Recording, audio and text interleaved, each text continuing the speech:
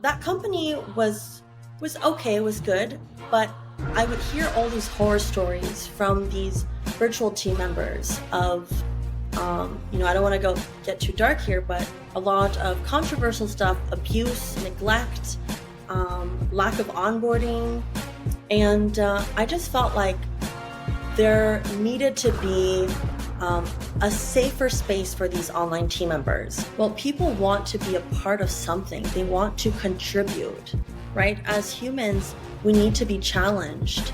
And Hmm. so when we say, like, oh, you're my assistant, it kind of puts, a power dynamic between the two versus, like, what can you contribute as a team member of this team? Right? And then that's how we've scaled so fast, is that we have a very collaborative process. People get that there's so many other people that, they started their business for freedom, yet they're working, 60, 70 hours, and they don't see their family. They don't go on vacation. They're actually working more than they were before. And so that's why I started Virtua Partner. Hey guys, welcome back to the Systems and Profits podcast. I'm super excited to have you here as always. On this podcast, we talk about mindset, marketing, and money. And today I have an interesting person for you. I met Vanessa a couple of months ago, I believe. I was introduced by our common friend. We realized that we have quite a lot of things in common. We actually serve the same audience.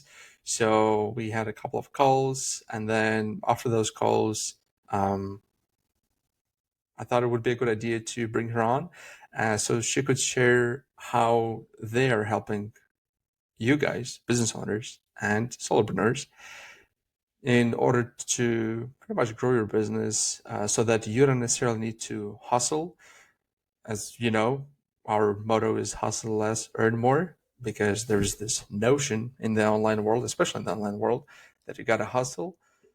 You have to work hard, but not necessarily maybe hustle. So we're going to dive right into that. I would like to introduce you to Vanessa Cheung, who is the founder and CEO of Virtua Partner, a trusted virtual assistant agency that helps business owners finally stop doing everything themselves and build a business that doesn't rely on them for every little thing. Welcome to the podcast. Thank you for having me, Alex. Yeah, of course. I'm excited about today's conversation, pretty much. So before we'll dive into all the details, I do have a lot of questions for you. Could you please share a little bit about yourself and how did you get into this industry? Yeah, of course. So essentially, I started out my journey in sales running teams. And I realized that there was a lot of gaps, kind of an old way of thinking when it came to leadership, lead through fear instead of empowerment. So a lot of gaps in the corporate world. And then I actually worked at another company doing VA businesses. And that company was okay, it was good, but I would hear all these horror stories from these virtual team members of, I don't want to go get too dark here, but a lot of controversial stuff, abuse, neglect, lack of onboarding. And I just felt like there needed to be um, a safer space for these online team members. And on the flip side, my father was actually an entrepreneur himself, and genius man, great idea, but he was always stuck in the same part of his business because he always wore all the hats and he never scaled to the potential that he could be because of that. And so that's kind of where I really started my passion for helping business owners, is that there's so many other people that, they started their business for freedom, yet they're working, 60, 70 hours, and they don't see their family. They don't go on vacation. They're actually working more than they were before. And so that's why I started Virtua Partner. Okay, yeah, most of the times entrepreneurs create a job for themselves, pretty much. Yes. It's just a glorified job, really. Yeah. So yeah. Okay, wow, that's interesting. And I didn't know the part that your dad is also an entrepreneur. That's awesome. Yeah, I grew up, he actually does electric bikes. He was actually one of the first stores in Canada to bring in Wow. e-bikes. And now he does like heated gloves and stuff like that. So Okay, interesting. Very yeah. interesting. Yeah, speaking of not going on vacations, I had a meeting yesterday with the guy who we're partnering up with to host events in Ottawa. And he ran, I think, either 30 or 60 businesses in his career. And we started talking about restaurants, the restaurant business. And he's like, oh, yeah, I he owned one. And he's like, I hated it because you literally have to live there if you want to make sure that it grows or at least it survives. Yes, you do make the money, but you literally have to live there because you don't really travel anywhere. So all the money that you make, you don't even have the time to spend them. So then, what's the point of making all this money?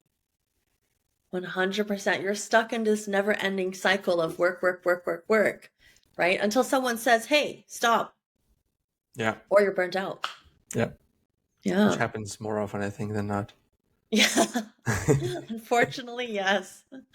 Yeah, I like the way you called your company name because and previously when we spoke, um, I'm I would use words like VA, virtual assistant, and you would correct me saying they're a team member or virtual team members, which honestly I agree because and what you mentioned that some companies they kind of take advantage of people, let's say from overseas, um, paying them way too little, and then well the pay side is maybe that's fine because it's especially in the beginning when you're building the relationship, but then I've heard stories on my end because like we've worked with VAs or team members as I like to call them as well instead of employees actually.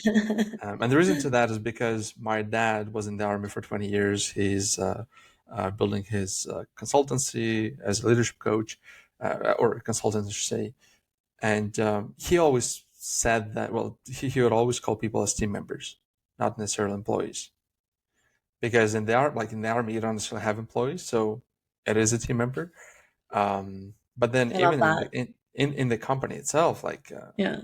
the the meaning behind the word, I guess, it makes a huge difference. So yeah, I've seen it. I've seen it myself, and I experienced it myself. I honestly love that, and that's why we started Virtue Partner, is because like they're a partner in your business. Like the truth is that, a lot of people ask me like, how do you build culture? Well, people want to be a part of something. They want to contribute, right? As humans, we need to be challenged. And Hmm. so when we say like, oh, you're my assistant, it's kind of puts a power dynamic between the two versus like, what can you contribute as a team member of this team, right? And then that's how we've scaled so fast, is that we have a very collaborative process. People get free runway on what they can do with their skills and, working collaboratively. And so, yeah. Yeah, that's amazing. So in your case, I guess you let them do what they're good at, and even a little more than that. And when Yeah. I say that, what I mean is like what happens within larger companies usually. Let's say a team member has an idea, they come up to the executives and they say it would be great to do this thing. Like I thought of this idea, yada yada. This is how we could do it. And most of the times they would say, "No, we already have the plan. Just stick to to, to the plan itself, basically." And Yeah. a lot of people they leave the company and they start their own thing because they saw this loophole in a way. And if the management doesn't want to really hear them out, well, they're better off go ahead and to do their own thing. I think a really great leader asks a lot of questions. And so, what we've done for our managers internally is that I've given them a framework actually to see, well, is this going to give, like, what is the return of investment for this project? How urgent is this, right? And what is the cost? And so when they put that through their own analysis, they come up with their own idea of, oh, actually, this idea is not good and won't be a great idea. So they still get to feel heard, and acknowledged, because Mm-hmm. that's a huge thing when it comes to these companies, is that it's like beating them down, like they don't feel seen, they don't feel heard, and that's a primary need for human beings, right? So instead of me saying, oh, this is not a great idea, I'm going to prompt them and ask them questions so that they start thinking for themselves as a leader in the company, and they disqualify that idea for themselves. And so that's what we do when it comes to the leadership, is that we'll give them frameworks. Okay, well, what's the return on investment for us to do this project, and let them DQ their own ideas or proceed with their own ideas with, of course, our overview, because we will approve those projects or place Mm-hmm. them in different quarters. But yeah, I think it's really important to make people feel heard, but also let them be a little bit more independent, right? We're all adults here, as I always tell my team. But also there's different types of people, right? When we talk about like the archetypes, people, some people are really great at taking orders, right? So you Mm-hmm. have to differentiate yourself. Okay, what type of archetype are they? Do they like receiving orders? Do they like being collaborative and proactive? Or are they, the leader, ownership, and then follower type? Yeah. Yeah, no, it makes a lot of sense. So when you mentioned the word framework, and I'm noticing this word more often than not recently. I don't know, maybe because Mhm.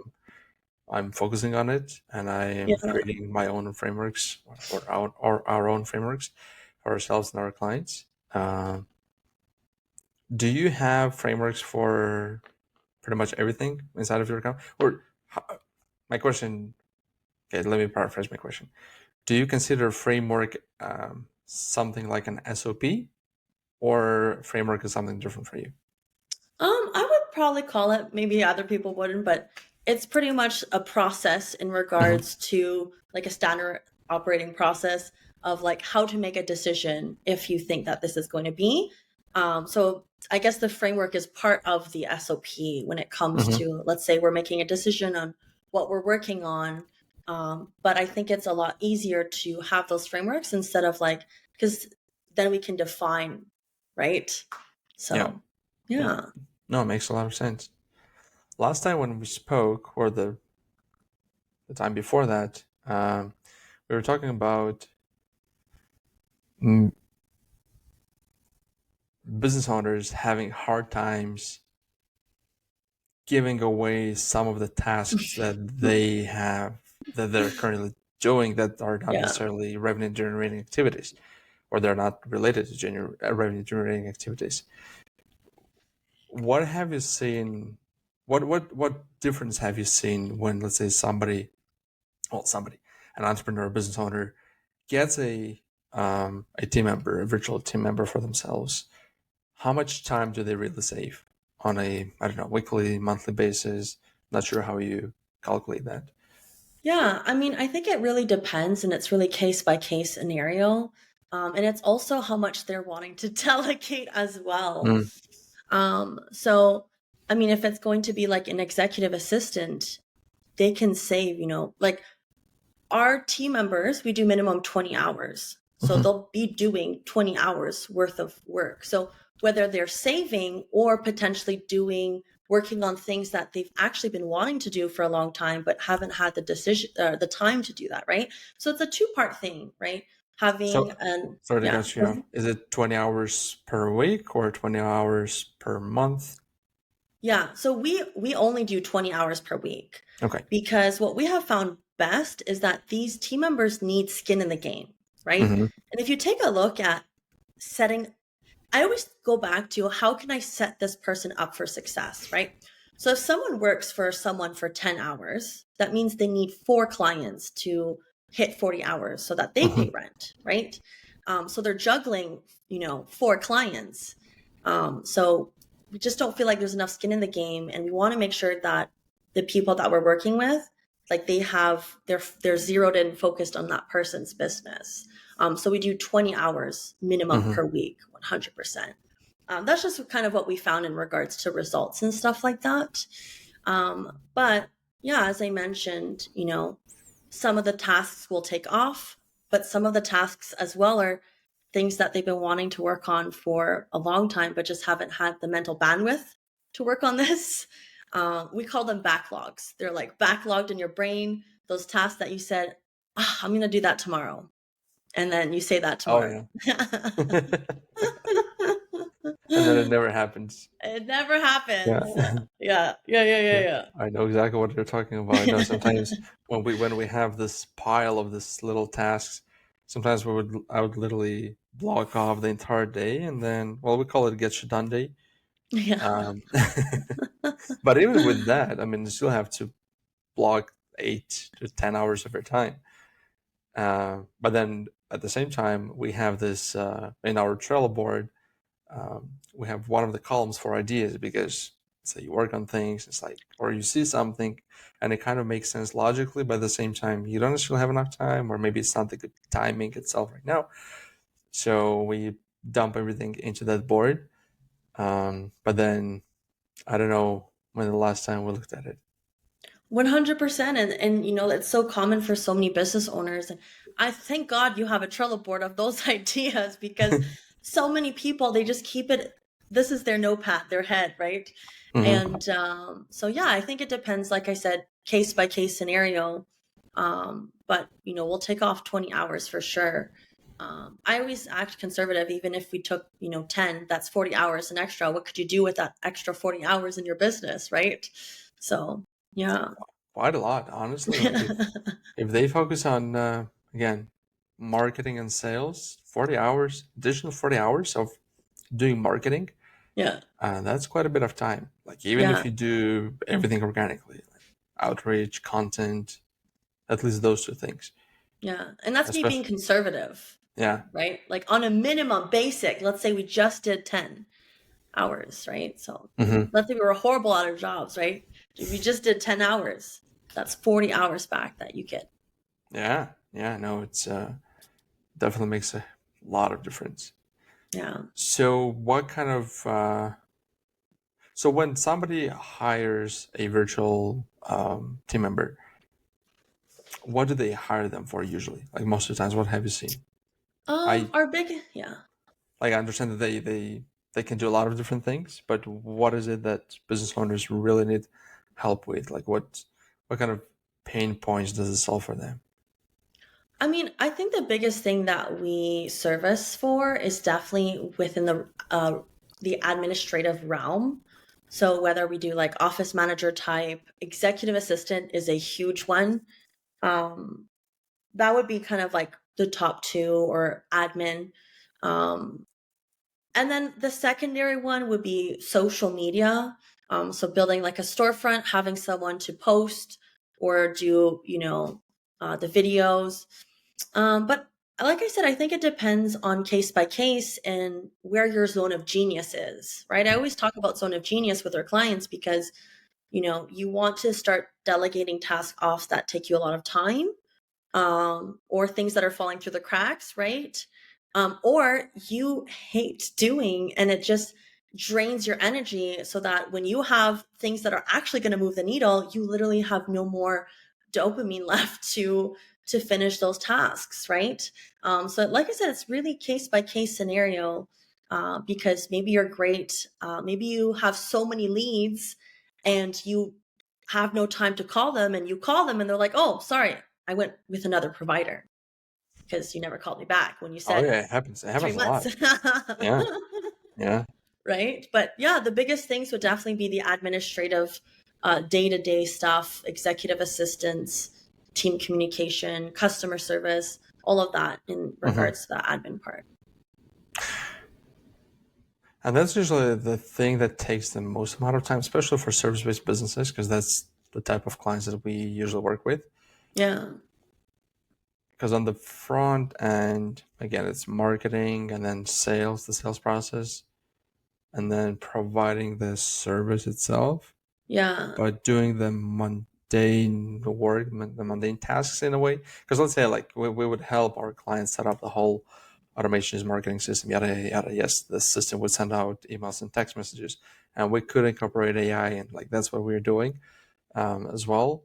I love But that. people like even with AI, and I'm sure you've seen this videos which where let's say somebody fills out the form and then a an AI assistant bot calls the lead, and is with a goal to book an appointment. People understand that it's a bot, and it's weird for them. Hmm. Maybe it's going to become like a norm in, I don't know, 5, 10 years. Yeah. Um, if they call the business and AI picks up the phone, in that case they understand that it's AI and they're kind of okay-ish with that. But then yeah, when they get a call and it's a bot, there is no like personal connection, I would say.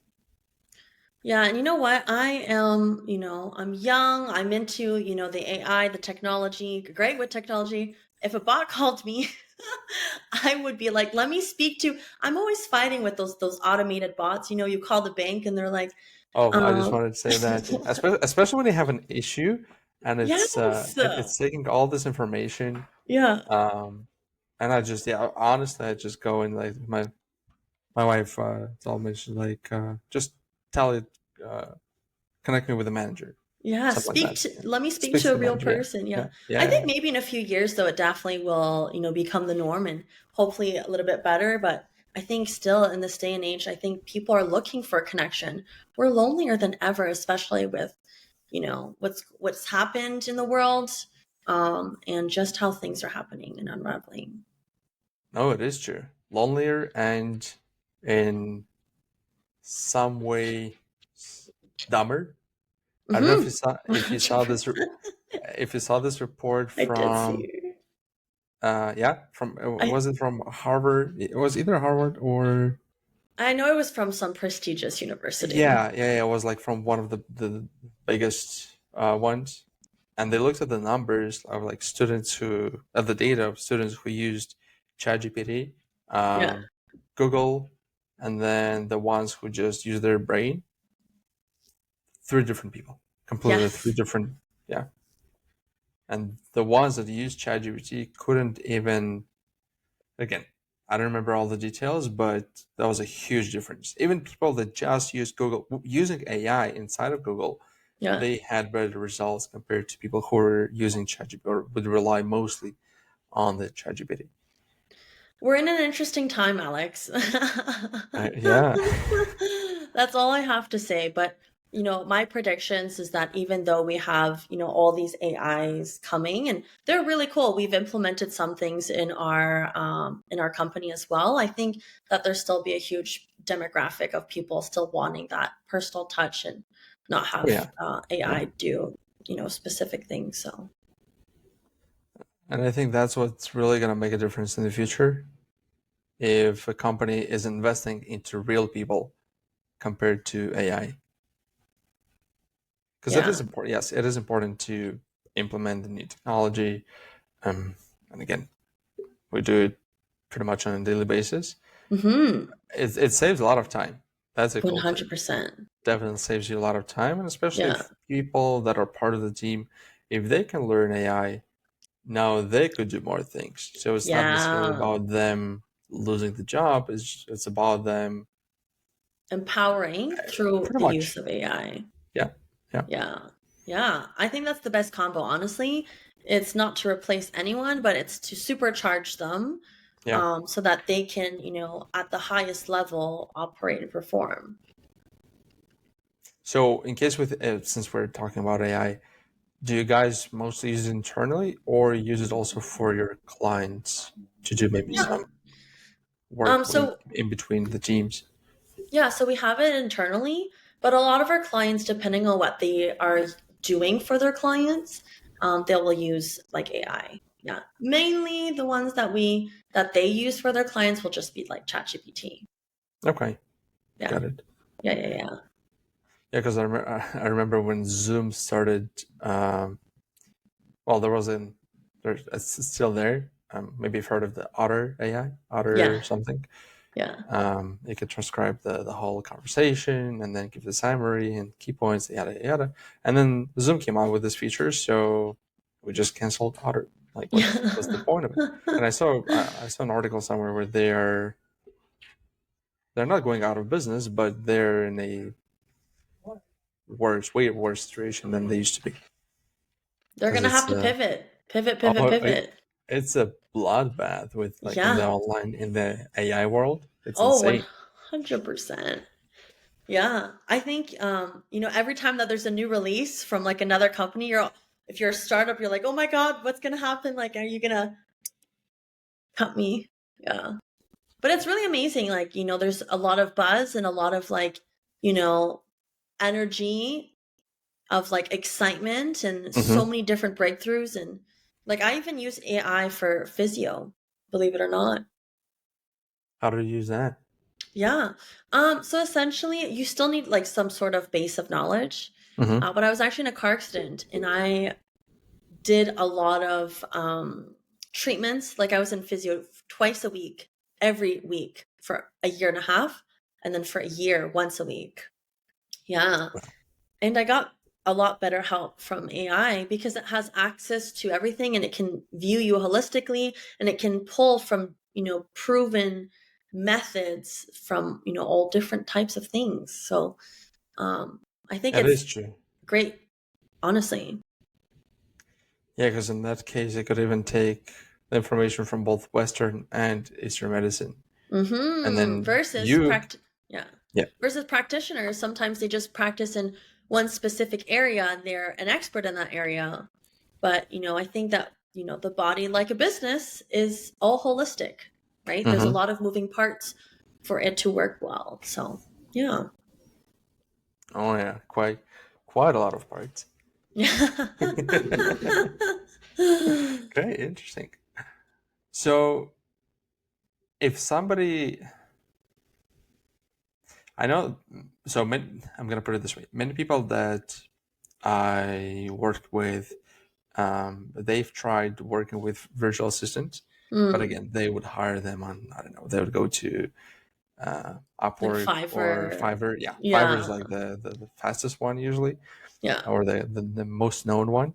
Yeah. And they wouldn't necessarily have the best experience, which kind of makes sense. Like you don't really know the person, you have no idea where the person's from. Um, but of course, there's a platform that connects you both, and they are, because they didn't have necessarily a pleasant experience.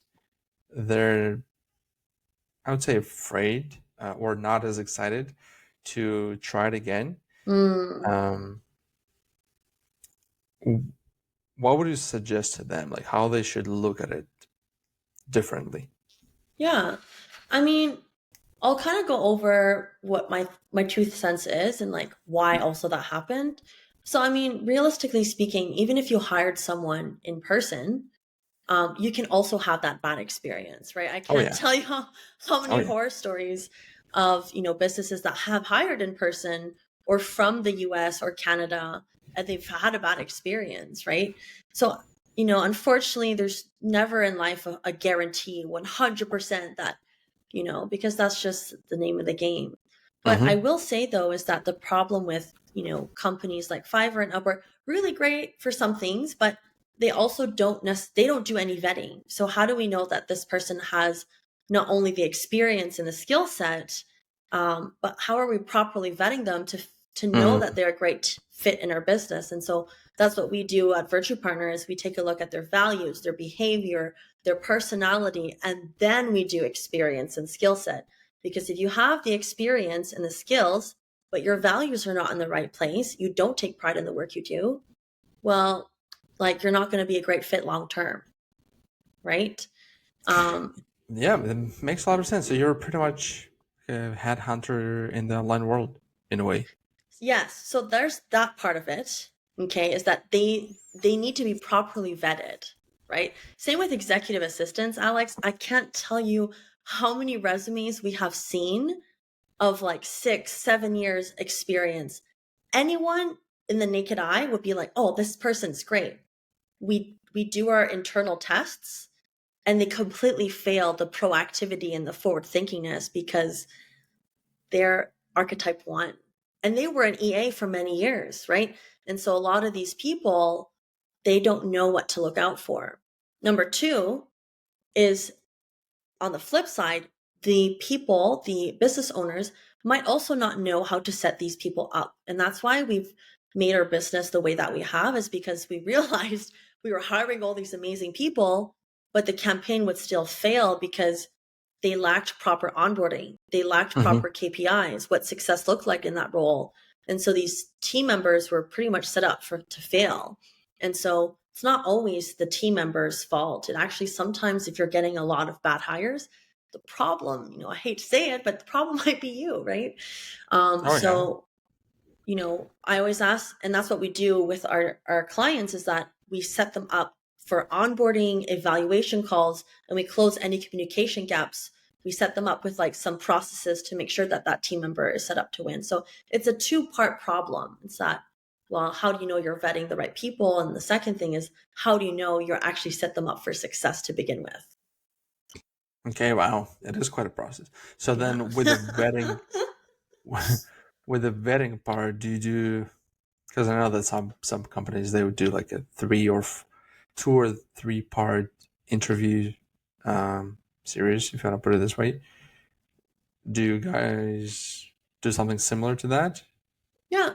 Yeah. So we'll have like a preliminary, a final, and then we have the biggest meat of our vetting process is the tests that we do. Because as I mentioned, interviews can only tell so much.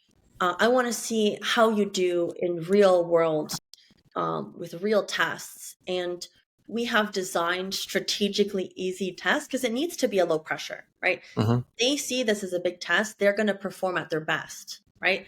We want to perform when there's no stakes because this shows us a lot how they think, right? Because we don't want them, oh, they know that this is like the final determining thing. Well, they're going to show up potentially differently than if the stakes weren't high, right? So we want to see how they behave naturally because that's how they're going to be, right? How you do one thing is how you do everything. Oh yeah. They're going to carry themselves when that motivation period disappears, right? They got the job. Well, what happens after? That's why values is so important when it comes to making sure that we're vetting the right people. Oh yeah. Tell me more about values. Interesting. Yeah. A lot of people miss that second part. A lot of people hire just on like experience and skill and can't tell you how many times that they're like, well, they, so and so thing happened. And I'm like, well, got to make sure Well, that we yeah, have the vetting properly. I've heard it so many times. Like I think it was from Gary Vee that he doesn't really care as much about uh, the experience, but more Mm-hmm. about the type of the person. And that's what I've noticed as well. Like when we would look for someone for either uh, for a short-term project or something longer, Yeah. we wanted to make sure that we hire the right person because it's at the end of the day, it's easier to work with that person. It's more enjoyable to work with the person. Yeah. Like we all have our skill deficiencies. Like to get a new skill, I mean, you could literally go to YouTube or ChatGPT and then learn about the skill. I don't know, invest 20 hours in that in learning more about that, and there you go. Like you would be pretty proficient.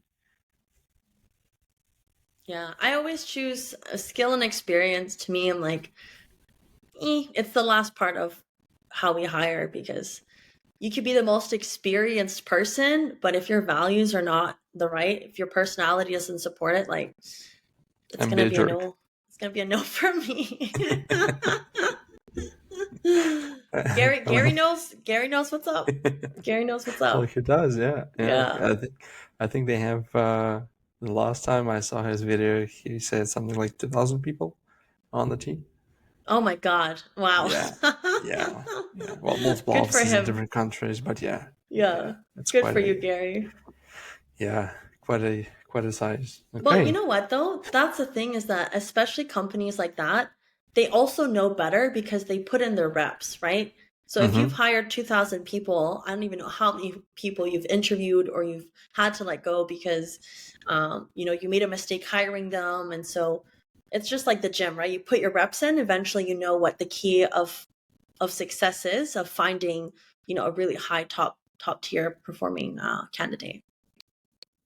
Well, so that part can save business owners at least good 100 hours of work.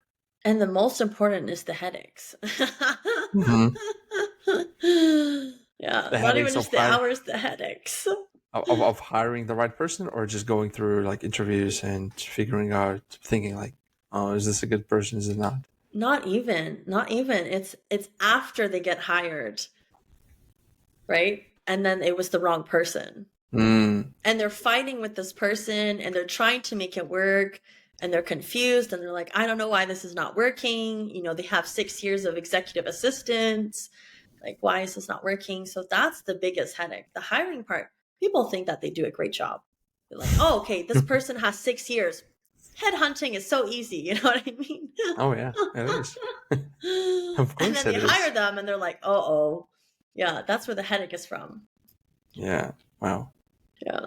Honestly, I've never thought of it this way. Yeah, I How love much talking how about much this. how much work really goes into it. Oh, yeah. A lot of work. If they're properly vetted, 100%. Yeah. Wow. Yeah, no, because we used to work with two headhunters. Like we were doing social media for them. Um, but then we never really spoke about the how much time. Like we knew about the process itself, Yeah. and they were mostly working with like hiring C-level executives. So, but yeah, like I never thought about how much work really goes, how many hours go into finding the right person for that one company, and now you have what, 5, 10, 20 clients, that and they all need a person, let's say an executive assistant. Mm-hmm. So yeah, that becomes way more than a full-time job. It's like it's like I tell our clients, because they ask us about social media, and they're like, do you think I should start a YouTube channel? I'm like, you could, like that's what we're doing right now, like we're trying to grow the channel. Yeah. But it's also like, even on YouTube, just like with AI, it's a bloodbath. It's like trying to get people's attention or grow the channel. It's literally I used to say part-time job. I would say it's a full-on. It's a full-time job, pretty much. Oh, I totally agree. I just did content for Instagram. The videos are beautiful, Alex, but if people knew how long it took me to film that. It took me, I think, I don't know how many videos. I think I filmed around 20 or Okay. 25. I think 25. It took me 11 hours. And we were Wow. like, I did not eat. It was like, go, go, go. It's like film scene 1 here, film scene 2 here. And it is a full-time job. Like, I respect people that do content. Like, I respect. Okay. Yeah, Were I gained a you newfound. were you using a script, or you would just go on Oh without? God, yeah, script for sure. That Okay. was scripted, yeah. But then Okay. sometimes you mess up the lines, you have to Oh yeah. refilm Yeah. Yeah. Yeah. and yeah. And then you have to change the lighting because now you're in a new scene. And they did a lot of jump cuts to like different scenes in the house to like keep it engaging and Mm-hmm. whatnot. But now, oh my God, the lighting is like off, or oh no, this is off. You're like, oh, your mic's dead. You have to redo that. And Yeah. you're That is like, a real thing. Yeah. yeah. Of being a well, I don't want to say content creator, but being a business Business owner. owner. Yeah, because being a content creator those are like two completely different mindsets. Yes. Because there are multiple apps that come out these days, or community groups. I'm seeing ads from this company called Stan Store. I think so. I know Yeah, there's one you've that's seen. like S something. Yeah, it's like a bluish logo, I think. Yeah, I'm not sure. And in their case, that's kind of their audience, Yeah. creators or Yeah. people who create content. Had to help them build out everything on the back end, because they're not necessarily entrepreneurs. They started because they like the thing, so they talk about it. But yeah, being an entrepreneur and a lot of people, like, I think we even talked about it last time, to where you said like, you don't want to be an influencer or content creator yourself, because you have business to run.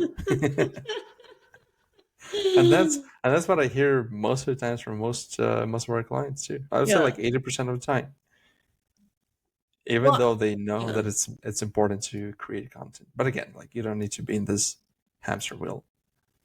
Well, yeah. I mean, I think I told you, we initially built our business through cold calling, old school Mhm. sales, baby, old school sales. But my team is constantly on me saying, Vanessa, you need to film more videos and blah blah blah blah. So I'm like, okay, I will. I'm on it. Well, it's good. It's good that Yeah. you have someone who's breathing down your neck in a way. I'm like, I promise you'll send some content for you to edit. Yes, yes, yes. But Yeah, it is important, right? I think Hermosi said it, if you're between it. I think it's like if you're not doing over 3 million, like 4 hours of your day should be, putting your word out there. And I was like, yeah, that yeah. is an interesting perspective. I love that. That's why we need Which, you, Alex. yeah, yeah. Let's talk about that. But I honestly, I would agree with him on that as well. There Yeah. wasn't, and there was another guy. I can't remember the name now, but he's like an old school direct response marketer. Hmm. He's maybe it was Dan Kennedy. Do you know Dan Kennedy? Yeah. Okay, it was either him or somebody from from his era. I mean, I'm pretty Um, sure Hermosi learned from Dan. oh yeah, yeah. Like all So, like, I most wouldn't be like surprised. most biggest like creators or marketers, I should Yeah. say. They're yeah, like Dan Kennedy is one of the teacher. Like even for The like her, OGs. yeah, oh yeah, yeah, yeah. He's literally the OG. Yeah. Uh, so it was either him or the this other guy. I can't remember the name now. Where he said, if you don't, uh, not nag people before 12 p.m., you're not Mm-hmm. doing enough marketing. Mm-hmm. So with Yeah. Moses, so he basically he's saying the same thing but differently because it's for, let's say, if you start at 8 a.m. and you do it until 12, Yeah. there you go, you have the 4 hours, Yeah. which makes a lot of sense. But sometimes it's hard, or most of the times it's hard. The thing that I like about him, what he says, because it's super hard for me to focus. And I literally started using like the thing that he's talking about, the timer. I'm literally using the timer. Like I have the timer in front of me. I have the Oh, timer too. oh yeah, you do. I Yeah, do. so I literally put the timer in front of me, and well, now on the computer I have another one. Yeah. But yeah, and this way I get to see how productive I am, and on which tasks as well. Yeah. No, the timer's great. It really gets you moving. I even use it to work out and everything. Yeah, yeah, Yeah. yeah. You go to the gym, start, let's go, and then you look at your entire week, and now you can, as like in the self help um, industry or the self help world, there's this idea of looking back at your week and then seeing what you did right, what you did wrong, what can be changed in the upcoming week. So when you have the timer, and then you can see exactly where you spend your time on. 100%. And so I'll double down on that as well. Is that framework we were talking about, is that also a lot of business owners, they're not spending enough time doing the things that actually move the needle, right? Yeah, So, number one, they're not timing themselves, so they don't really know where their time is going. And number two, they're not prioritizing things that are actually going to move the needle. Um, so, yeah. yeah, because it's easy to get into the nitty gritty, Hmm. mundane, send an invoice, reply to the email. Like I catch myself doing this from time to time, I would say. And then it's like, oh no, no, no, my timer is running. So I get like I have these reminders, or like even on the phone on the back screen, or what do you call it, wallpaper. Yeah. It I says love that. discipline, because yeah, like you, it's I have to remind myself literally, like I even on my screen it says like win the day, discipline and focus, because that's something that was part of my life from my Mhm. childhood, I would say, because I was doing taekwondo for 14, 15 years. And that's where the discipline is coming from. and my dad being in the army, same thing, discipline, like you have to do things. Yeah. But then when you grow up, now you have to push yourself, which is the toughest. Yeah. No, I think this is a little bit off topic, but I think that's why sports are so important because especially, at a young age to train us how to have that focus and that Yeah. discipline, and that hunger to seize the day, right? But, kind of going back to what I was saying as well is that you can be disciplined and focused, but if you're not focusing on the right stuff, Mm. it still it needs to be in that framework. What's going to drive the highest ROI? It's like that book, The One Thing. It's like, what's the one thing you can do in your business today that's actually going to make a I difference? I love them. I reread that book I think 3 or 4 times, Yeah. and I want to interview. Do you know the authors by any chance, or somebody? Because you work with realtors. Yeah. Yeah. Yeah. Yeah. Do you know anyone from Keller Williams in the US? Yes. Okay. Do you think? Because I know somebody in Montreal, but he does. Well, he kind of knows the owner of the company or the co-founders. Yeah. But I would love to interview Gary Keller and as well as Jay. That would be awesome. Yeah, yeah. No, I'm. I love, I yeah, go ahead. I read it last year when we were traveling, Mm, um, and then I went through my notes. Yeah, I would say I reread it about 4 times. it's a powerful book, right? So you Yeah. need to change your screensaver now. Discipline, focus on the one thing. Well, speaking on the one thing, Yeah. in the morning I have this in my calendar. I have a reminder every single morning, which literally says "work on." Well, I'm gonna show it to you so you know that it's real. Work Oh on my one thing. God, that's so funny. I love Yeah, that. and the reason why I'm doing like all these little things because again the attention is could be spread thin Yes. across all the different platforms, social media, calls, day-to-day life. We just had a baby, so yeah, it's a Ah, lot. congratulations. Yeah, Thank you you. have your handfuls. You have your handfuls. Yeah, Business and baby, yeah, just that in itself. I already know how your life looks like, Alex. it's fun. I Yeah, can yeah, tell you yeah, that. yeah, yeah. Okay, well, I'm really enjoying our conversation. Like I could literally go on and on and on. I know we'd be here all night. Yeah. Well, I guess we'll wrap up. Is there anything else that you'd like to share with the audience, with listeners? I think the biggest thing is a question, right? Is the things that I'm doing in my day to day, can I delegate that? Right?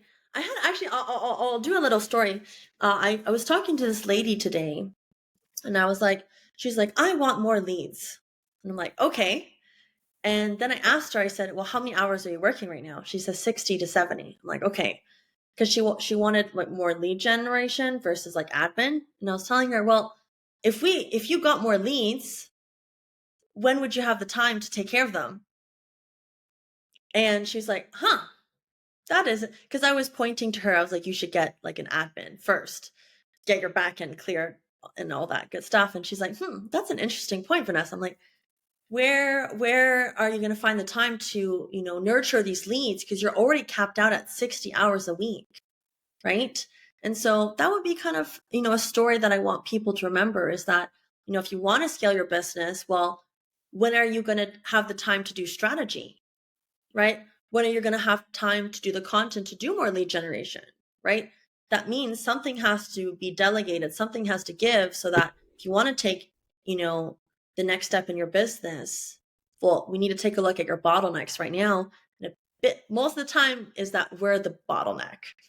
So Mm-hmm. yeah, I think that's what I want to leave the audience with. Oh yeah, I agree with you 100%, and I love the story.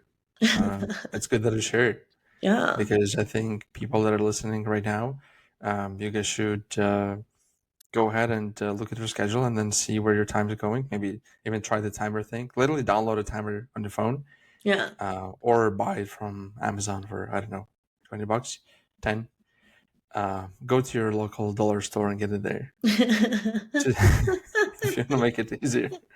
And then yeah, look at the time, like how much time you spend and where it goes. Yeah.